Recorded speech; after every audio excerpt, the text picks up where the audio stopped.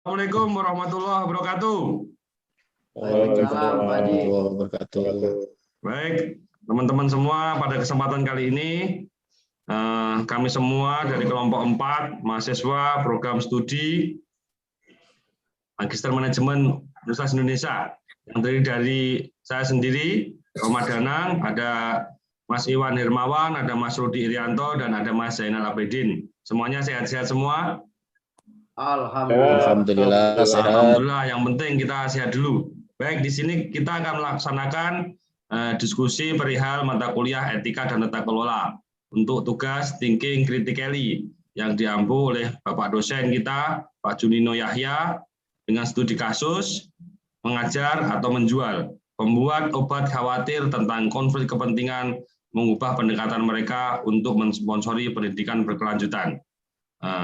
Bagaimana teman-teman? Apa kita sudah siap untuk diskusi hari ini? Siap. Baik, sebaiknya untuk mengawali diskusi kali ini, kita mulai dengan menyampaikan studi kasusnya secara bergantian. Baik, mungkin bisa dimulai dari Mas Zainal. Oke, terima kasih Pak Rohmat Danang ya, teman-teman ya, sehat ya. Dalam waktu yang cukup sibuk ini kita mencoba menyisihkan waktu sebentar untuk menjalankan tugas bersama. Kalau saya baca di tugas yang critical thinking ini, kalau saya sudah membuat kerangka, itu intinya untuk yang pertama itu adalah ini ada suatu perusahaan industri, farmasi atau apa mungkin ya, dia itu biasanya mendanai untuk CME. CME itu Continue Medical Education, mungkin semacam apa ya, yayasan atau apa. Tapi karena akibat, kalau saya baca akibat ada apa ya, kritikus yang mengkhawatirkan kritikus itu menganggap itu ada sesuatunya terhadap pembantuan si Pfizer ini, ada apa ya, ada kepentingan konflik. Nah, akhirnya di tahun 2008 Juli itu Pfizer ini adalah berhenti untuk mendanai CME. Dia akan mendukung CME jika diberikan izin dari rumah sakit dan asosiasi medis profesional. Termasuk juga itu si Zimmer. Zimmer itu mungkin perusahaan farmasi yang kurang lebih sama. Itu ya dia juga akibat mendengar suara kritikus itu ya dia membatasi untuk mendanainya atau berhenti. Itu kalau saya tangkap dari bahasa Inggrisnya ini ya. Mungkin bisa saya tambahi ya untuk studi kasusnya ya. Jadi dengan akibat di atas tadi itu sehingga perusahaan-perusahaan akan membatasi diri untuk mendanai kursus CME yang disebutkan di atas. Ini kedepannya mereka hanya mau kalau ada pihak ketiga yang independen seperti masyarakat profesional untuk mau menyelenggarakan program pendidikan tersebut. Sehingga akibat tersebut dianggap bahwa muncul kepentingan yang mengakibatkan konflik di program CME ini bisa merusak bisnis di dalam dunia farmasi. Sehingga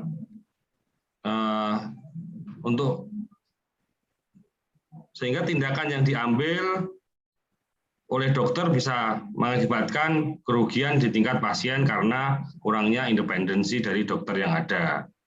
Padahal dukungan industri CME selama ini telah meningkat 4 kali lipat sejak tahun 1998 menjadi 1,2 miliar dolar per tahun, seperti yang disampaikan oleh Dewan Akreditasi untuk Pendidikan Kedokteran Berkelanjutan, sebuah organisasi di Chicago yang menyetujui penyediaan CME.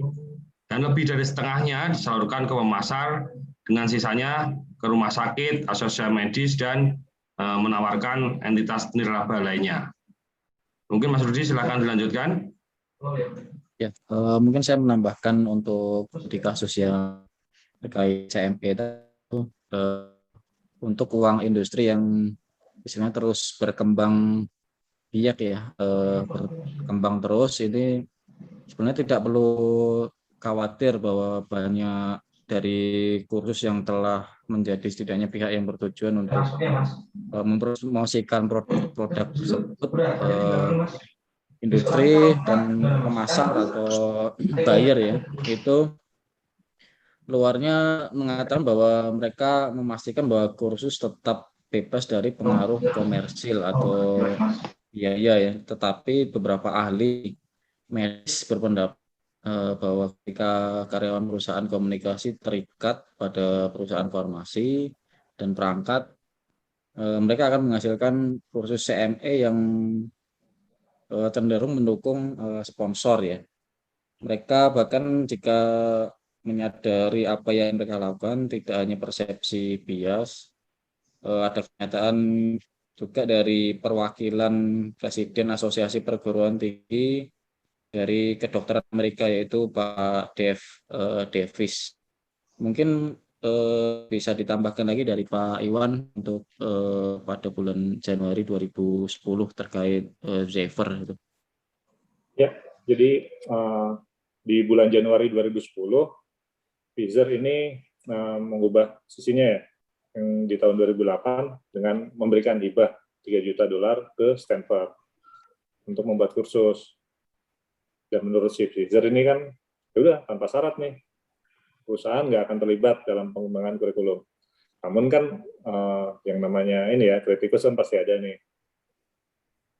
Jadi mereka mengkritik nih, asumsinya lah kalau si Pfizer memberikan hibah, ini mesti ada apa-apanya nih.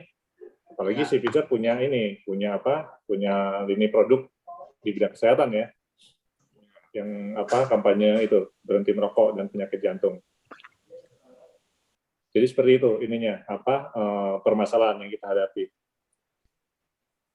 Monggo Pak Romat atau yang lainnya. Baik, terima kasih teman-teman semua. Tadi secara studi kasus kita sampaikan secara bersama-sama. Baik, mari kita mulai diskusi kali ini. Ini saya rekam semuanya, nanti bisa kita jadikan bahan diskusi ini untuk mendapatkan sebuah kesimpulan. Baik, dari sini mari kita mulai, teman-teman semua silahkan dari studi kasus yang tadi untuk memberikan masukan-masukan agar diskusi kita kali ini bisa hidup. Silakan. Ya, izin Bos. Ini kan kalau saya baca ini ya, pertanyaannya kan masalah kepentingan konflik ya. Jadi memang kekhawatiran terhadap pertanyaan kritikus ini. Ya udah, coba kita ini aja, kita sama-sama gali nih permasalahan dan solusi yang terbaik. Kita mulai dari pertanyaan-pertanyaannya ya, mungkin gitu ya. Ya, silakan. ada pertanyaan, terus nanti ada yang mencoba menjawab, nanti kita simpulkan di akhir diskusi. Silakan. Oke, saya dulu aja kali ya. Ya. Oh ya, yang paling mudah. Ini, gimana hubungannya nih antara dokter dengan industri farmasi dan alat kesehatan? Kira-kira. Terkait pertanyaan yang nomor 1 ya. Menambahkan untuk nanti dimasukkan ke dalam jawaban pertanyaan dan dimasukkan ke dalam kesimpulan itu untuk ya Bos, itu jelasnya ditulis Bos ya. Ya, ada yang buat risalah ya. Ada ya. Masukkan ke ini kesimpulan nanti. Dan antara dokter dan industri farmasi atau alkes tadi, dokter itu berwenang untuk menulis resep obat atau alkes, dan dokter membutuhkan dana untuk pengembangan keahlian. Di sisi lain industri farmasi alkes buat produk sesuai resep ya, dari dokter menyediakan biaya promosi langsung dalam bentuk dana penelitian, seminar, workshop dan sponsorship lainnya gitu. Mungkin kalau pertanyaan nomor enggak gini Pak Rudi, itu kan pasti ada konflik kepentingannya itu. Iya. Pasti ada lah, nggak mungkin lah. Antara sama industri gitu kan. Iya. Nah itu mungkin fakta-fakta yang bisa timbul itu ya. Saya juga ini. Nah, jadi mungkin tadi yang dikasih masukan benar. Dokter menulis resep, perusahaan farmasi itu membuat produknya. Nah, di sisi lain, sekarang ada fakta bahwa untuk bisa berpraktek, dokter itu harus mempunyai izin. Izinnya itu salah satunya harus mengikuti program CME atau pendidikan kedokteran. Ya, itu sesuai undang-undang dokter wajib ikut CME. Namun, pemerintah mewajibkan agar dokter ikut CME, di sisi lain anggaran negara terbatas, sehingga negara tidak bisa memberikan pendanaan yang cukup untuk semua dokter. Sementara, di sisi lain perusahaan farmasi itu dari sisi bisnisnya dia mempunyai anggaran agar dia bisa memasarkan produknya, seperti sponsorship, dana penelitian, dan pengembangan profesi. Nah, itulah fakta yang ada, sehingga di sisi lain dokter butuh, negara dengan dana terbatas, tapi di sisi lain perusahaan farmasi ada dana untuk promosi produk-produknya. Mungkin demikian. Silahkan. Ya. Oke, tapi ini sini ada letak konflik kepentingan ya. Sebenarnya di iya mana sih dong. konflik kepentingan hubungannya dalam CME ini gitu? Ya, Pak Iwan atau Pak Zainal? ya kalau saya sih tetaplah kan dunia bisnis ya, dunia bisnis. Nah, saya pikir kalau saya sebagai orang Pfizer itu ya kita dunia bisnis ya udah saya siap mendanai, mungkin sudah hitung-hitungannya, mungkin dia sambil mempromosikan, siapa tahu misalnya Dilihat dari sebagai orang ini ya, sebagai itu kan orang, iya. Sebagai orang farmasi ya, sebagai orang ini ya. Iya, Nah, kan misalnya kan praktek, nah, dia harus menggunakan alatnya. Misalnya kan kalau yang pendidikan itu harus beli alat ini atau uji cobanya pakai obat ini, itu biasalah. Pasti ada letak konflik kepentingannya itu kalau menurut saya. Oke. Menurut Anda dengan seperti itu bukannya nanti akan membuat dokter ini terpengaruh ya? Namanya apalagi kita pasti namanya dibaikin sama orang pasti ada balas buktinya ya. Jadi mungkin akan terpengaruh ya, sehingga mungkin nggak itu mempengaruhi kebijaksanaan dokter, sehingga dokter menjadikan produk yang mendukung dia itu sebagai resepnya, alat yang dipakai dia untuk itu sebagai pemakainya. Jadi mungkin itu berpengaruh nggak kira-kira itu? Ya mungkin aja ada. Cuma kan balik lagi si dokter itu kan juga punya ini ya, punya kode etik, punya sumpah profesi ya. Jadi dia akan memberikan resep ya sesuai dengan apa, dengan penyakitnya dan dengan obat yang apa, obat yang sesuai. Kan nggak mungkin juga semuanya ditaruh Pfizer wah. Ya, harusnya gitu ya, secara umum dokter akan memegang kode etiknya ya untuk independennya. Jadi pasti sesuai ya. Kalau apa, kecuali ini pasien minta, wah dok tolong dong ini saya kasih obat yang paling mahal, ya kasih aja Pfizer. Kalau dia minta kan. Coba sekarang kita dengar dari Mas Zainal sebagai orang sebagai orang industri farmasi nih. Kira-kira gimana nih kalau udah memberi tapi terus tidak boleh mempengaruhi, kira-kira gimana nih Mas Zainal nih? Coba. Ya udah, kalau itu kan memang kalau saya setuju dengan Pak Iwan lah, harusnya kan sebagian besar dokter kita tuh dia mempunyai sumpah jabatan ya. Kan dia kan mendapat gelar dokter itu dia ada sumpah profesi, setahu saya kalau saya punya teman kedokteran. Ya udah, saya setuju aja, mudah-mudahan itu dokter-dokter yang baik lah ya selama ini yang kita harapkan. Oke, kita lanjut ke nomor 5 nih ya. Biar cepat selesai ini. Ini kalau farmasi itu membayar, seharusnya dia berhak dong untuk mempromosikan barang-barangnya, di produk-produknya, apapun yang pada saat acara dimanapun dia dilibatkan, kan mungkin gitu ya. Gimana kalau mau teman-teman ini? Ya boleh aja sih Pak, cuman ya tergantung dari kesepakatan awalnya. Sebaiknya agar tidak terjadi konflik kepentingan ya tidak boleh ada promosi ya, tapi ya memang murni itu untuk penelitian dan pendidikan sih sebenarnya di situ, biar tidak ada konflik kepentingan. Oh gitu ya. Yang terkait saver itu Pak? Ya mungkin gitu ya. Ini ada data ya dari studi kasus di atas itu, Pfizer itu bahwa tahun 2008 itu dia menyatakan hanya akan mendukung pendidikan kedokteran yang diselenggarakan oleh rumah sakit atau asosiasi medis profesional. Nah, bagaimana mungkin ya di atas tadi ada studi kasus dia hanya menghibahkan kepada Stanford. Nah, kira-kira gimana itu? Boleh aja sih, boleh aja. kan hibah dibenarkan tuh. Selama tidak ada ya selama tidak memaksakan ini ya kehendaknya si Pfizer ya. Kan ada ya kalau kayak di kita kan ada CSR itu kan bisa aja dia. Hibah ini aku sehat nih. Dan itu memang setiap dibenarkan. perusahaan pasti ada anggaran ya untuk itu ya. Dia punya anggaran. Selama tidak mengarah ke ke monopoli atau apa itu rasanya. Biasanya ini kalau saya ini agak berbeda nih nganunya nih pendapat ini. Coba yang agak bandel dia nih biasanya. Gini aja, apa mungkin punya strategi sendiri kan untuk meredam yang kemarin tuh. Kan dia dikritik pada yang tahun 2000 itu kan dikritik tuh terhadap CME.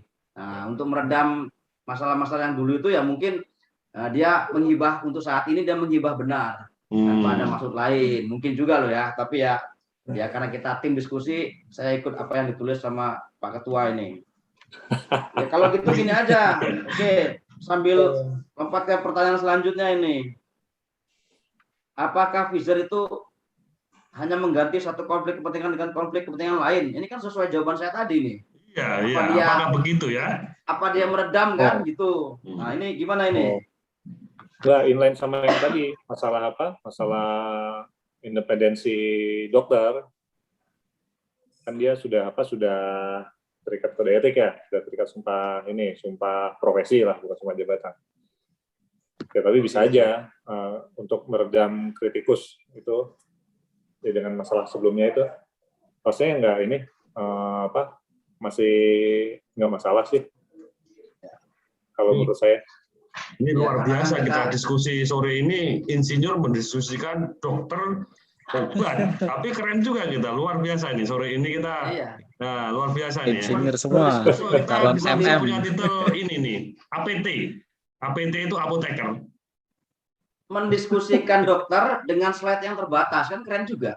Iya. Dan mungkin sebelum kita buat sebuah kesimpulan ada yang ini mau nambahi. Ya, mungkin sebagai alternatif kesimpulan ya. Seperti apa sih yang untuk memastikan bahwa sponsorship CME yang diberikan tanpa adanya konflik kepentingan gitu. Yang ya maksudnya biar tidak ada konflik kepentingan gitu di CME itu. Iya, iki maksudnya iki ya. Aku tak ngertinya cuma contoh wae. Kalau aku sih contohnya ngene Bos ya. Kayak ini loh, siswa Jarum itu loh, bulu tangkis. Ya. Itu kan nggak ada konflik kepentingan itu. Memang dia niatnya baik. Perkara pun nanti dia masuk pelatnas, itu kan dilepas sama sekali, dia nggak punya kepentingan. Dan terbukti hasil dari kata-kata iki Bos. Ya, terbukti hasil dari Jarum keren ya. Jadi mungkin saya juga tak buat ini ya. Mas Iwan ada tambahan atau gimana? Atau bisa saya buat kesimpulan? Ya benar sih tadi analoginya ya dengan Jarum. Ya Jarum mungkin dapat keuntungan tidak dari penjualan jarumnya itu rokoknya, tapi kan dengan dia membina atletnya membawa harum Indonesia, dia bisa jualan itu tayangan TV Mola itu kan tidak ada yang dirugikan di situ sebenarnya. Dia dapat gain tapi tidak secara langsung, tapi entah di mana kan. Sekarang dengan adanya dengan dia dapat gain dari Mola kan rasanya juga nggak ada yang dirugikan rasanya. Ya sama mungkin dengan dokter juga, entah apa nanti yang akan dibikin oleh si Pfizer ya. Bisa ini, dan secara ketentuan yang dari KPK itu kan juga tidak menyalahi kan sebenarnya. Tidak ada ketentuan yang disalahi lah di sini. Ya.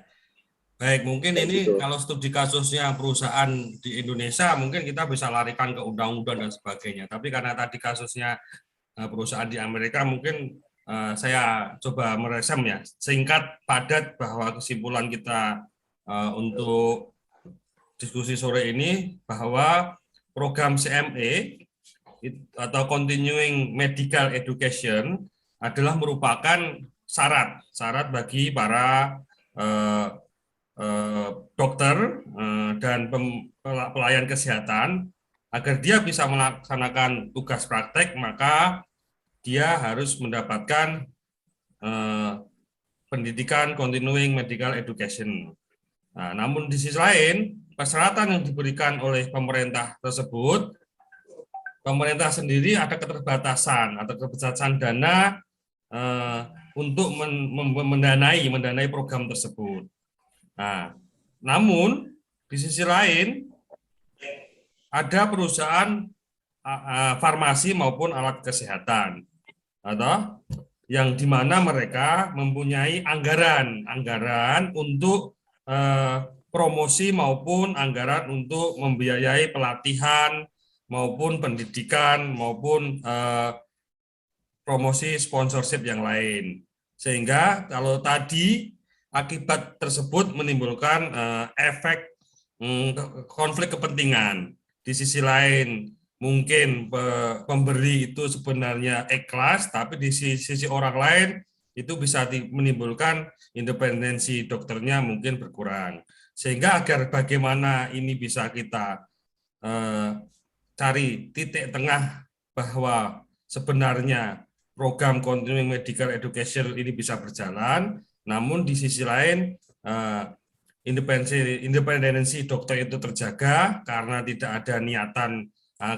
ada niatan untuk promosi, maka mungkin tadi dari kesimpulan diskusi di atas kita bahwa sponsorship itu tidak boleh diberikan dalam bentuk uang.